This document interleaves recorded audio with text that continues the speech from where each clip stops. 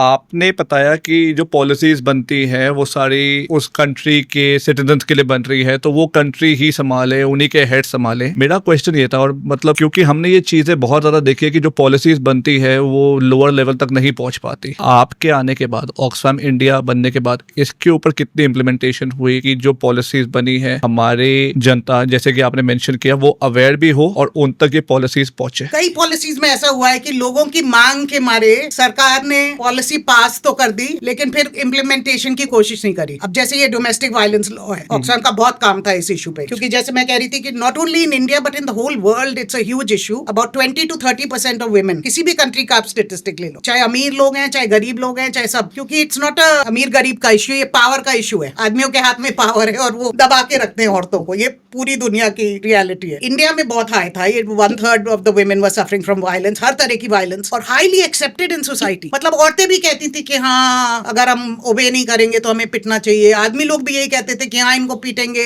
ये घर से परमिशन लिए बगैर बाहर चली गई, खाना नहीं बनाया टाइम से, बच्चों को ध्यान नहीं करा, ये सब पीटने के कारण थे। Men and women both accepted it. In fact a higher proportion of women thought this is normal. तो इतना ज्यादा ही हमने इंटरनलाइज करा हुआ है कि यही तरीका है रहने का, और कोई पेनल्टी नहीं थी, कोई लॉ ही नहीं था। Decades and decades of women's right movement, मतलब मिलजुल के काम करना पड़ता है। कोई एक संस्था, मैं तो सोचती हूँ, कभी भी किसी चीज का क्रेडिट नहीं ले सकता। जब तक टेंस ऑफ थाउजेंड्स लोगों को नहीं जोड़ोगे अपने साथ, चेंज कभी हो ही नहीं सकता। It is a movement, it is a combined movement. हाँ, movement. Only movements can bring about that kind of pressure कि सरकार बदल जाए, थिंकिंग चेंज हो जाए। Decades of movement finally got a domestic violence law. सरकार ने कहा बना दिया, अब खत्म, हमारा तो हो गया। जो आप प्रेशर डाल रहे थे, ना कोई बजट, ना कोई अवेयरनेस उसके बारे में, ना कोई इम्प्लीमेंटेशन, ना कोई ट्रेनिंग जजेस की, कुछ भी नहीं। गाँव में जाओ और औरतों से पूछो, आपको पता है कि अब आपको अगर वायलेंस हो तो आप रिकॉर्ड्स ले सकती हैं, पुलिस स्टेशन जाइए, अब ये इलीगल है, किसी को नहीं पता। बिहार में जाके आप गवर्नमेंट से पूछो आपका कितना बजट है ये डोमेस्टिक वायलेंस लॉ इंप्लीमेंट करने के लिए, कह रहे हैं हमारी पुअर स्टेट्स में कहाँ होता बजट ऐसे कि हम डिसाइड करते हैं। जो स्कीम आती है सेंट्रल गवर्नमेंट से वो हम इंप्लीमेंट कर लेते हैं। अब जैसे राइट टू लॉ के साथ तो वर्ल्ड बैंक का और डोनर्स का, गवर्नमेंट का बहुत पैसा आया राइट टू एजुकेशन कि ये करना ही है, सरकार ने ही डिसाइड कर लिया था कि ये करना है, तो खूब पैसा आया और अच्छे से इंप्लीमेंट हुआ है। पर domestic violence law was not a priority for the government, तो इंप्लीमेंट ही नहीं हुआ कहीं। तो अब इसमें एनजीओ जा जाके एक एक दरवाजे पे नॉक कर करके एक एक औरत को बताओ कि ये लॉ है, अब ये आपकी राइट है, पुलिस स्टेशन में जाओ, पुलिस को ट्रेन करो, जजेस को ट्रेन करो। मतलब जो सरकार का काम है ये सारा एनजीओ ने करा है, हम लोगों ने खुद करा है। आपने डोर टू डोर जाके, जैसे आपने बोला कि हमने लेडीज को एजुकेट किया, ये तुम्हारा राइट है, ये तुम्हें करना चाहिए और इसके अगेंस्ट स्टैंड लीजिए, तब क्या एक्सपीरियंस था जब आप उनको जाके ये बातें एक्सप्लेन करते थे लोगों को? तो क्योंकि जो बिलीफ चल रहा है इतने सालों से, अब कोई बिलीफ को चेंज करना चाहेगा तो सबसे पहला एनिमी तो मेरा वही है। तो धीरे धीरे चेंज आता है, बहुत ऐसे इमीडिएटली नहीं होता। मैं आज ही देख रही थी, अभी रोज अखबार में आ रहा है national family health survey 6th जो अभी निकला है, ये 2-3 साल में आता है, इसमें सारे ये स्टेटिस्टिक्स होते हैं। तो नेशनल फैमिली हेल्थ सर्वे 4, जिसमें ये किताब अभी 4 साल पुरानी है, इसमें था कि 30% of women are reporting that they are subject to violence, domestic violence, spousal violence, मतलब अपने हस्बैंड से ही खुद पिट रही है अपने ही घर में, जो उनके लिए सेफ स्पेस होना चाहिए। मैम, रेशियो क्या था अर्बन और रूरल का इसके अंदर? ज्यादा फर्क नहीं है, ना रिच पुअर में फर्क है, ना ज्यादा, ऐसे कुछ नहीं है। थोड़ा थोड़ा है कि हाँ, थोड़ा पढ़ लो और थोड़ा पैसा हो जाएगा तो थोड़ा सा कम हो जाएगा। एक्चुअल और फेक का भी इसके अंदर पता चलता है? अब ये सेल्फ रिपोर्टेड है, पर ये this figure has come down to 22%। That's a huge change in 4-5 years समझो। तो हो रहा है चेंज, अवेयरनेस आएगी तो चेंज कैसे नहीं होगा, माइंडसेट बदलेगा, धीरे धीरे ही बदलता है। नहीं, लेकिन होगा ना, जैसे आपके अंडर ऑक्सफैम इंडिया के अंदर इतनी सारी एनजीओज हुई, तो आपने कोई इनके कलेक्टिव इश्यूज आते हो कि मैम हम लोग तो समझाने जा रहे हैं बट वहां से ये रिवर्ट आ रहा है? दोनों तरह के एक्सपीरियंस थे। कोई लोग नहीं मानते, बहुत सारे आदमी लोग हमारे बहुत स्ट्रॉन्ग एलाइज थे पुलिस में और जजेस में और इन सब में, ये लोग भी चाहते हैं इनकी बेटियां ना पिटें। आदमी से बेटी की बात करो तो ज्यादा इजी होता है देन वाइफ की बात करो। तो कई लोग हम जैसे मिलने जाते थे, हम मेरे को हमेशा कहते थे, ओ ये तो आप गॉड का काम कर रहे हो, हमारी बेटी भी पिट रही है और बहुत अच्छा है कि आप कर रहे हो, हम किसी भी तरह आपकी मदद कर सके तो हमसे मांगो। खुद पुलिस वगैरह ये सब जुट के सबने कराई है। माइंड तो चेंज हो जाता है। Like I don't think people are inherently bad. वो सिर्फ थोड़ा करेक्ट राह दिखाने वाली बात होती है, हाँ। एक करेक्ट मेंटर, एक गाइडेंस उसके। हाँ, और लॉ से भी बहुत इशारा मिलता है, चाहे इंप्लीमेंट करो चाहे नहीं। अब सडनली तुम you wake up and it's illegal, तो थोड़ा तो डर लगता है ना। पहले तुम कर रहे हो, खुली छूट है, पूरी सोसाइटी की, सरकार की, सबकी छूट है। अब थोड़ा सा डर है कि कुछ हो जाएगा, कोई मेरे को रिपोर्ट कर देगा। एक तो ये डोमेस्टिक वायलेंस वाला आपका एंगल था, एक आप का labour, women labour being underpaid और being doing work without getting paid, हाँ। एक ये वो वाला एंगल था। उसके अगेंस्ट और चाइल्ड लेबर के अगेंस्ट आपके ऑक्सफैम इंडिया ने आसाम टी इंडस्ट्री और कोल इंडस्ट्री के ऊपर काफी इसके अगेंस्ट प्रोटेस्ट भी हुई, काफी एक्शन भी लिए गए। और इसके बाद वो एक एपिसोड हुआ FCRA के साथ, वो वाला क्या सिनेरियो था मैम? तो ये अलग अलग चीजें हैं जो आप मेरे से पूछ रहे हो। मतलब लेबर की कंडीशंस हम सब चीजों में देखते थे कि are the women treated well, इनकी वर्किंग कंडीशंस क्या हैं, लिविंग कंडीशंस क्या हैं, इनकी वेजेस कैसी हैं। तो असम टी इंडस्ट्री पे तो सिर्फ ऑक्सफैम नहीं, बहुत लोगों ने काम किया है, क्योंकि वहां पे और कोई जॉब नहीं है। तो इन अ वे वो टी सेक्टर में ही काम करती हैं और वेजेस और वर्किंग कंडीशंस वगैरह बहुत पुअर हैं इनकी। तो उस पर हमने बहुत सारी स्टडीज करी थी। अब ये FCRA की जो कहानी है, ये दूसरी कहानी है, और ये बाद में हुआ, मेरे टाइम के बाद। मैं तो 2008 से 2018 CEO थी, तो तब तक तो कोई प्रॉब्लम किसी भी तरह की फेस नहीं करी हमने सरकार से। पर धीरे धीरे ये एनवायरनमेंट ऐसा होता जा रहा है और है अभी कि NGOs के लिए बहुत टफ हो गया है काम करना इंडिया में। मैं अब देख रही थी कि 20,000 FCRAs कैंसिल करे हैं सरकार ने। 20,000 NGOs तो गलत काम नहीं कर रहे थे। इट इज जस्ट कि NGOs को थर्ड सेक्टर कहते हैं। एक सरकार है सबसे इंपॉर्टेंट, एक प्राइवेट सेक्टर है जो कैपिटल लाता है, जॉब्स क्रिएट करता है, और एक थर्ड सेक्टर है जो सिविल सोसाइटी है। इसका क्या रोल है? लोग तो पूरी कंट्री में काम करते हैं, सिविल सोसाइटी जाके फोकस करती है on the most marginalised, on the most poorest states. हमें कोई महाराष्ट्र में और कर्नाटक में और तमिलनाडु में काम नहीं कर रहे थे। जब ऑक्सफैम इंडिया की स्ट्रेटेजी बनी, हमने बिल्कुल फैक्चुअली सारा स्टेटिस्टिक्स लेके कौन सी पुअरेस्ट स्टेट्स है इंडिया की, और 6 पुअरेस्ट में हम काम करेंगे, यूपी, बिहार, छत्तीसगढ़, झारखंड, असम और उड़ीसा। और सिमिलरली सारे ये सर्वेज वगैरह देख दाख के कौन से पुअरेस्ट ग्रुप्स हैं जिनकी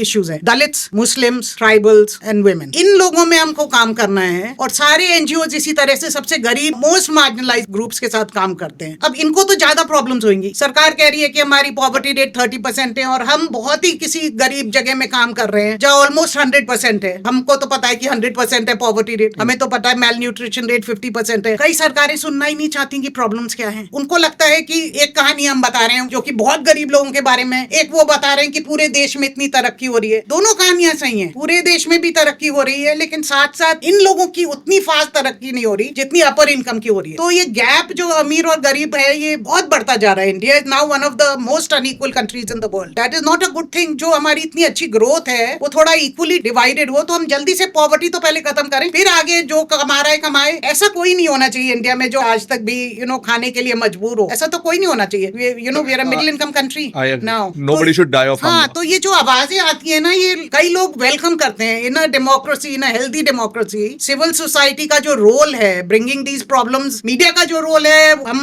मीडिया तक पहुंचाएं, वो कहानियां बताएं जिससे कि प्रॉब्लम नहीं हो। अमर्त्य सेन ने कहा था कि अगर जिस कंट्री में हेल्दी मीडिया होगा, उस कंट्री में फैमिन कभी नहीं होगी, क्योंकि जो प्रॉब्लम होगी वो इमीडिएटली सबको पता चल जाएगी और फिर सॉल्व हो जाएगी। वही वैसा ही similar role in a way civil society का है। हम आपको बता रहे हैं कि वर्स्ट प्लेस ऑफ इंडिया में मोस्ट पुअर पीपल, उनकी क्या प्रॉब्लम्स है। अब जल्दी से फिक्स करो। आप हमें ही बंद कर दोगे तो आपको पता कैसे चलेगा कि इतनी प्रॉब्लम्स है। मीडिया की वजह से, जैसे आपने मीडिया का बड़ा अच्छा इंटरेस्टिंग टॉपिक लिया है, अब बिकॉज व्हाट्सएप यूनिवर्सिटी बन गई है, हाँ, सोशल मीडिया सब कुछ कंट्रोल कर रहा है। इनसे ऑक्सफैम इंडिया को कितना इश्यूज आए जब आप अच्छा काम करते जा रहे हैं और आप जो सिचुएशन ग्रास रूट पे, जो ग्राउंड लेवल पे देख रहे हैं कि ये इतना बड़ा इशू है यहाँ पे, और मीडिया के अंदर तो वहाँ पे तो उन्होंने जन्नत बना रखा है उसको कि ये तो यहाँ पे तो कोई ऐसी दिक्कत ही नहीं है। ये हुआ है क्योंकि मीडिया बहुत ज़्यादा कंट्रोल करती है कि क्या दिखाना है क्या नहीं दिखाना। उसके अंदर आप लोगों के इश्यूज कितने ज़्यादा आए हैं ऑक्सफैम इंडिया को, आपको पर्सनली कितने ज़्यादा आए?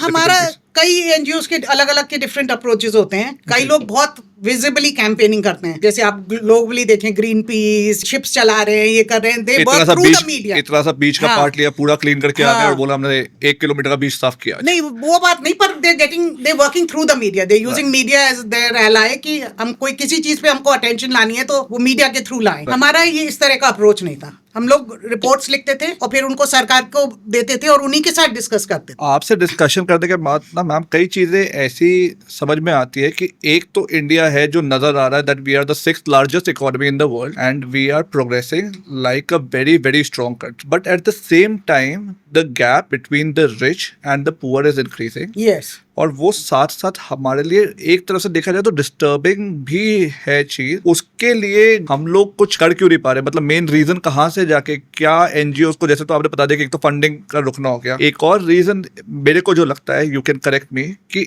NGOs जो सारी अच्छी रही है, 20,000 अच्छी है, बहुत अच्छी बात है। जैसे अच्छे कंपनी भी होती है, बुरी कंपनी भी Right, होते हैं, exactly. अच्छे एम्प्लॉयज होते हैं, बुरे एम्प्लॉयज भी Right. होते हैं। तो जो एनजीओ ब्लैकमेलिंग पे, मतलब वो they are dependent of, they need 2% of CSR funds from corporates and bigger sector, जैसे जो बड़ी बड़ी कंपनीज अपने 2% देती रहती है CSR फंड्स के लिए। जो एनजीओ उनको ब्लैकमेल करने लग जाती है। किस बात पे? मतलब किसी भी बात पे, जैसे कंस्ट्रक्शन इंडस्ट्री के अंदर की, सर हमें तो इतना फंड दीजिए वरना हम लेबर यूनियन के थ्रू एनजीओ के पास जा रहे हैं और आपके अगेंस्ट ये मोर्चा निकल आएगा कि आप ये गलत कर रहे हो। सारे नॉर्म्स पूरे फुलफिल भी हो, लेकिन सिर्फ एक एग्जाम्पल दे कंस्ट्रक्शन, लेकिन वो डर जाएगा यार मेरा नाम आ गया, मेरे को तो ब्लैकलिस्ट कर देंगे, मेरे को आज क्या गवर्नमेंट कॉन्ट्रैक्ट नहीं मिलेगा। सिमिलरली जैसे कॉर्पोरेट्स के अंदर आ जाता है कि हमने अगर एनजीओ में जाके आपकी वर्क एनवायरनमेंट के ऊपर लेके ऑब्जेक्शन उठाया या हरासमेंट को लेके ऑब्जेक्शन उठाया, तो वहां पे भी एनजीओज कैन डिराइव मनी। वो हो जाता है कि इन्होंने ब्लैकमेल कर दिया। तो क्या मैंने ये कभी सुना नहीं है, पहली बार ही मैं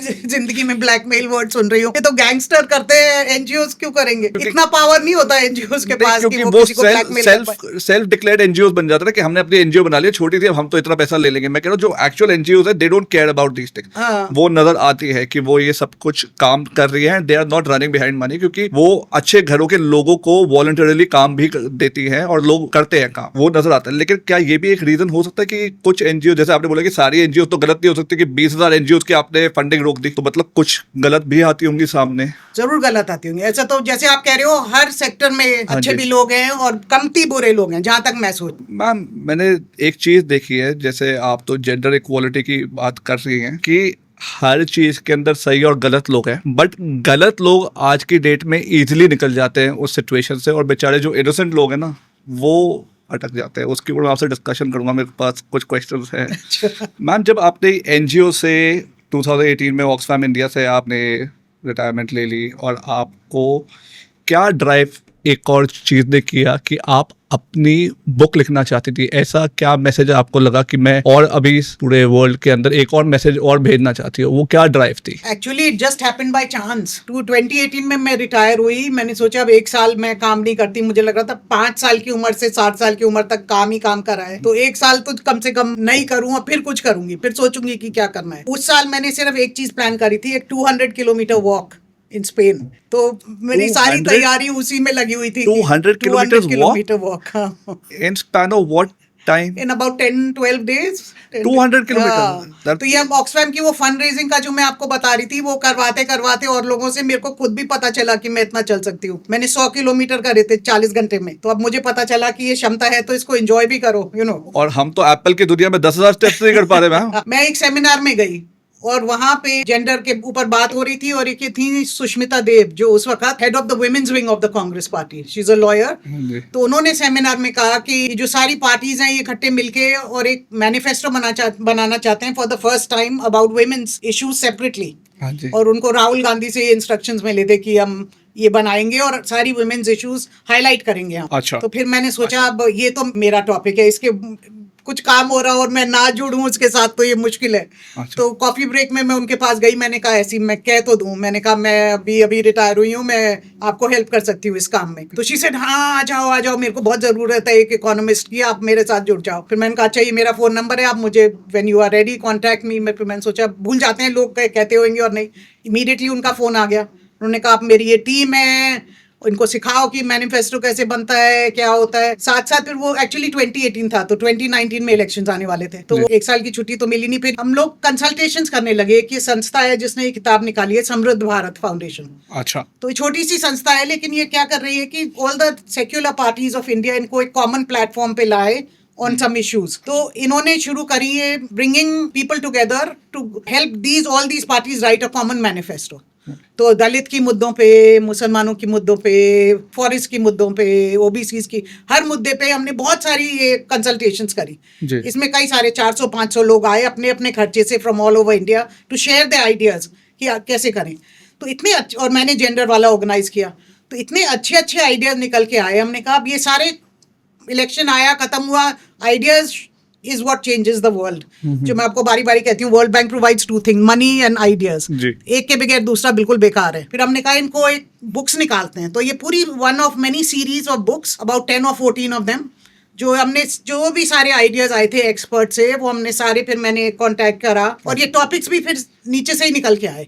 लोगों ने ही कहा कि ये प्रॉब्लम है, अनपेड केयर की सारा काम वो औरतें करती हैं, आदमी लोग नहीं करते, इससे ये लोग जॉब्स नहीं ढूंढ पाती, या डोमेस्टिक वायलेंस की या रिप्रोडक्टिव राइट्स की सारी issues came up bottoms up. All the topics were then collected. I found the right experts, they all contributed, and then we put this book together. So it was just really happenstance. It was just because But ये काम हो रहा था and I didn't want to not be part of it, you know. But you had the data कि जैसे आपने कहा कि विमेन सारा काम कर रही है but they are not being paid, ये सारा डेटा वगैरह आपके पास, इसके स्टैटिस्टिक्स वगैरह सब हाँ, थे? ये सब स्टैटिस्टिक्स थे, क्योंकि हम ऑक्सफैम में भी, मैंने कहा था, रिसर्च करते थे हर टॉपिक पे, हाँ जी। बहुत सारी रिपोर्ट्स निकालते थे. और फिर इनमें भी जो अब ये मोबाइल क्रैश ने चैप्टर लिखा है इस वाले के बारे जी। में, जो मजदूर होते हैं, औरतें कंस्ट्रक्शन में काम करती हैं, उनके बच्चों के लिए क्रैश बनाते हैं. अब ये चाइल्ड केयर का काम तो सर फुल स्केल पे सरकार का होना चाहिए ना, ये सिर्फ औरतें क्यों करें? मैम टाइटल बहुत हैवी है, her right to equality from promise to power. मैंने पढ़नी स्टार्ट करी मैम, लेकिन अब मैं चाहता हूँ कि आप मेरी ऑडियंस को अपने वर्ड्स में बताइए कि एग्जैक्टली ये बुक का क्या मैसेज है और क्या इंटरप्रिटेशन थी आपकी पूरे डेटा और सब चीज़ों को लेके जब आप इस बुक को आपने लिखा.